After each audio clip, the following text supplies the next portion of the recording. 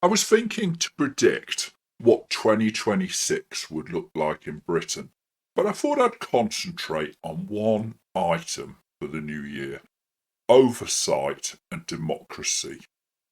When Tony Blair became Prime Minister, one of the first things he did was halve the number of Prime Minister's question times. Now, no one's ever gone back to two, and probably a lot of time was wasted. But there's a reduction in oversight. We elect our politicians to make decisions, but we also elect them to have oversight, to prevent politicians from just doing whatever they want. We also have the media for that, and they're scrapping some of the media briefings to have press conferences instead. So instead of long answers to as many questions as journalists want, we'll have pre-presented, potted questions that can be cherry-picked to suit the politicians. Anyone who watches press conferences knows that they often turn into nothing more than a marketing release, with some of the press ignored and bland, banal questions asked which aren't what people really wanted to hear. We've had freedom of speech crushed online. People are scared to say anything.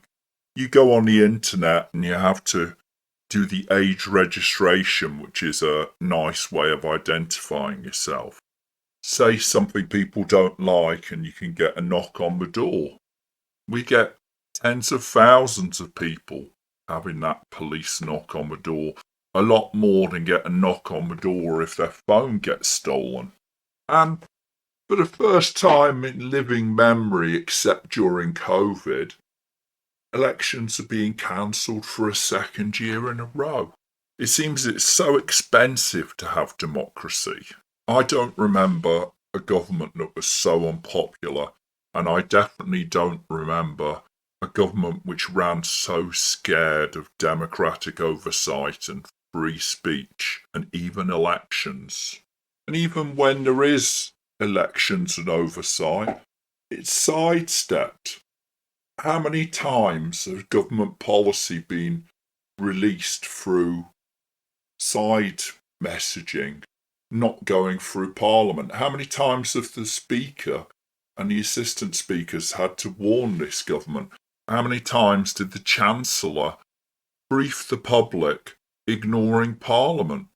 How much of the budget actually could be said to have been overseen by Parliament?